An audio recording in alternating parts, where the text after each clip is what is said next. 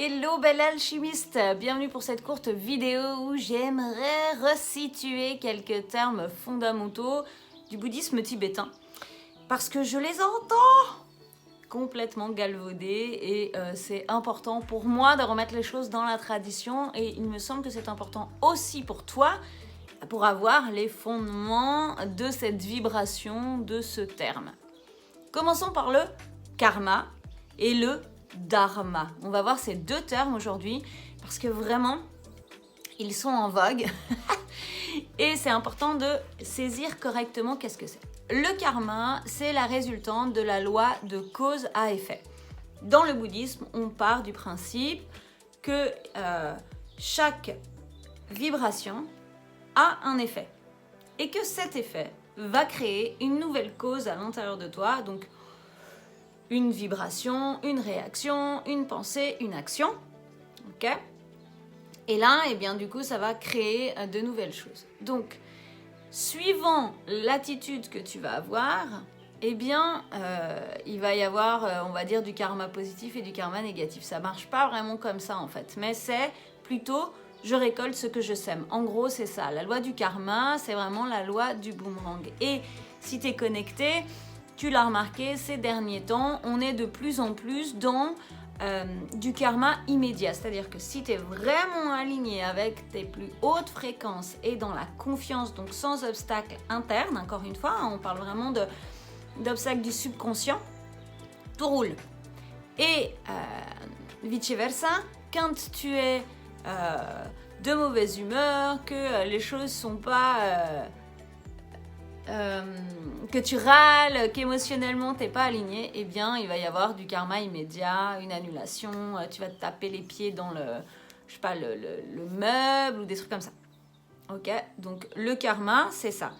Et le karma c'est la résultante de plusieurs vies. Donc on parle de réincarnation dans le bouddhisme et les réincarnations se font dans différents mondes d'existence.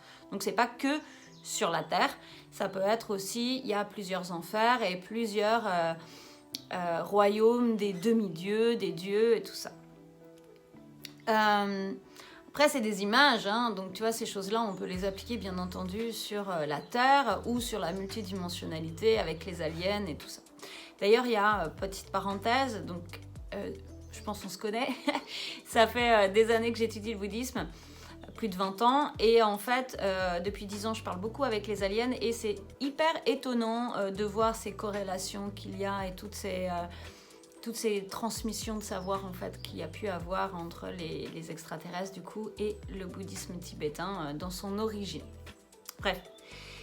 Dans le bouddhisme tibétain, donc du coup, il y a ces histoires de réincarnation et on dit qu'il n'y a ni début ni fin. Que tout est tout le temps en expansion et ça aujourd'hui, la quantique l'a nommé, ou les astrophysiciens plus que la quantique, comme quoi l'univers est en permanente expansion. Ok ? Donc nous, c'est pareil en fait, il n'y a pas un début de notre existence ni une fin. Ok ? C'est juste une continuité d'expérience, alors, pas forcément incarnation, parce que incarnation, c'est incarné dans la chair. Donc, tu vois, on est de matière, parce qu'il y a des existences qui peuvent être aussi non matière, mais qui, quand même, accumulent ton âme, on va dire, le fil conducteur. On va appeler ça l'âme, hein, parce qu'en Occident, c'est plus commun. Eh bien, ton âme garde, en fait, les expériences. Et donc, quand tu arrives sur la planète, quand tu nais... tu as déjà dans ton génome, dans tes gènes, eh bien, l'ensemble de ce que tu es et de ce que tu as été dans les autres vies. Ok ? C'est ce qu'on appelle nos mémoires akashiques personnelles. Donc les mémoires akashiques, on a les personnelles et les collectives. Et ça, c'est les mémoires akashiques, ça vient de l'hindouisme. On ne parle pas de mémoire akashique dans le bouddhisme. En tous les cas, ce karma que tu as va conditionner ton existence. Ok ? Donc ça sert à rien de faire des grandes régressions en fait, hein. Observe ta vie ici et puis tu vas voir un petit peu ce que tu as pu faire dans le passé, tu vois, ou les choses avec lesquelles tu es intéressé, eh bien c'est des choses que tu vas ramener. Sachant que lorsqu'on ramène des mémoires d'autres vies, par exemple, je sais pas, de guérisseurs, d'enseignants spirituels, de mécaniciens même, de je ne sais pas quoi, eh bien c'est des choses que tu vas réveiller très rapidement à l'intérieur de toi. Tu vois, récemment, j'ai une de mes clientes qui avait une mémoire runique. En fait, elle travaillait avec les runes dans d'autres vies en tant que sorcière. Et là, en quelques heures, tout s'est réaligné, tout s'est remis au jour. Ok ? Moi, j'ai eu la même chose avec le bouddhisme tibétain que j'appliquais déjà dans ma vie bien avant de connaître le bouddhisme tibétain, donc les grands principes. Ok, donc là, on est avec le karma, d'accord ? Et donc, ce karma, eh bien, encore une fois, c'est pas l'action qui va déterminer ton karma, ce sont tes vibrations intérieures. Même pas tes pensées, c'est ton subconscient, d'accord ? Et dans ton subconscient, c'est là où il y a l'ego, tes mémoires réfrénantes, tes programmes réfrénants, tes programmes pas réfrénants, tes programmes de protection face à un événement douloureux, ça crée l'ego. On en reparlera. Le dharma, maintenant. J'en parle parce que j'ai entendu quelqu'un la dernière fois qui disait « Oui, mon dharma... ton dharma ?» Le dharma, c'est comme la Bible. C'est les enseignements du Bouddha. Point.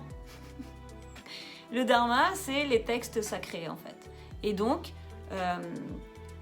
on emploie en fait ce terme-là parce que on applique le dharma dans sa vie, dans son quotidien. Donc c'est sa pratique quotidienne, sa pratique permanente, ok ? Mais il n'y a pas de dharma, franchement.